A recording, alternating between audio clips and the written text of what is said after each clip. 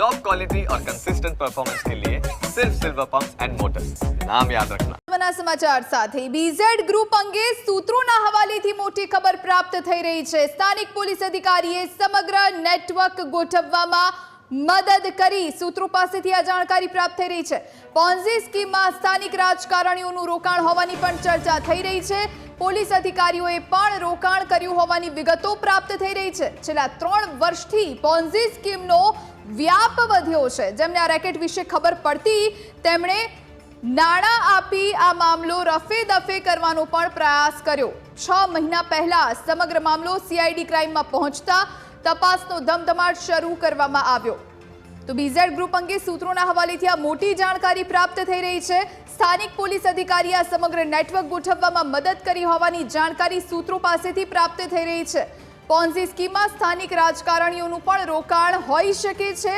હવે વધુ તપાસ હાથ ધરવામાં આવી રહી છે। એજન્ટ્સ ઝડપાયા છે અને તેમના દ્વારા જ આ મહત્વના ખુલાસા હાથ ધરવામાં આવી શકે છે। જેણે આ રેકેટ વિશે ખબર પડતી તેમને નાણાં આપી મામલો રફે દફે કરવાનો પણ પ્રયત્ન કર્યો હતો। આ વિશે વધુ જાણકારી માટે સંવાદદાતા મલ્હાર વોરા આપણી સાથે ફોન લાઈન પર જોડાયા છે। મલ્હાર, સ્થાનિક પોલીસ અધિકારીઓને પણ આ વાતની જાણ હતી અને એટલું જ નહીં, ઘણા રાજકારણીઓના જે રોકાણ હતા તે પણ આ સ્કીમમાં હોવાનું જાણવા મળી રહ્યું છે। શું વધુ અપડેટ્સ?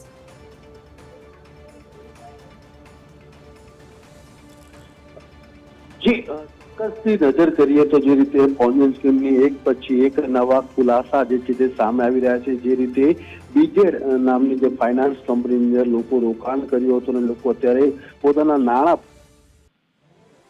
રહ્યા છે, તે વચ્ચે એક મહત્વના સમાચાર જે છે સૂત્રોના માધ્યમથી સામે આવી રહ્યા છે કે પોન્ઝી સ્કીમમાં માત્ર સામાન્ય વર્ગ નહીં પરંતુ મોટા રાજકારણીઓ એટલે કે નેતાઓ જે છે તેઓએ પણ આની અંદર રૂપિયાનું રોકાણ કર્યું। તો ઉપરાંત પોલીસ અધિકારી એટલે કે આઈપીએસ અને ડીવાયએસપી કક્ષાના પણ જે અધિકારીઓ હતા તે અધિકારીઓ પણ આ પોન્ઝી સ્કીમની અંદર એટલે કે બીઝેડ ગ્રુપની અંદર પોતાના પૈસા જે છે તે રોક્યા હતા। છેલ્લા 3 વર્ષથી જે છે તે આ સ્કીમનો વ્યાપ જે છે તે વધતો જોવા મળ્યો હતો અને ગાંધીનગરમાં પણ મોટા પાયે આની અંદર રોકાણ જે છે તે લોકો કરી રહ્યા હતા।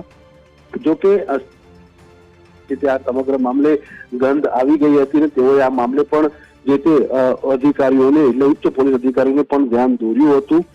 પરંતુ 3 મહિના પહેલા જે છે તે આ સમગ્ર મામલો સીઆઈડીના ધ્યાને આવતા સીઆઈડી ક્રાઇમે પણ જે છે તે આ મામલે અંદરખાને તપાસ જે છે તે શરૂ કરી હતી અને તપાસ દરમિયાન એક નાની અરજી પણ જે છે તે સીઆઈડી સમક્ષ આવી હતી અને ત્યારબાદ સીઆઈડી ક્રાઇમે જે છે તે તપાસનો દોર તેજ કર્યો હતો। એટલે લગભગ નવરાત્રી પહેલાથી જે છે તે સીઆઈડી ક્રાઇમ જે છે તે બીઝેડ ફાઇનાન્સ ગ્રુપના આંટાફેરા કરતી હતી અને ક્યાંક એવા સબૂત હાંસલ કરવાનો પ્રયાસ કરતી હતી જેના કારણે આ આરોપીઓ જે આખી આ સ્કીમ ચલાવી રહ્યા છે તે કોઈ પણ કાળે છટકી ન શકે તે પ્રકારની આખી તૈયારી જે છે તે સીઆઈડી ક્રાઇમ દ્વારા કરવામાં આવી હતી। ત્યારબાદ રેડ કરતા જ તેના જે મુખ્ય આરોપીઓ જે છે તે ફરાર થઈ ચૂકે છે, તેને પણ શોધખોળ જે છે તે શરૂ કરી દીધી છે।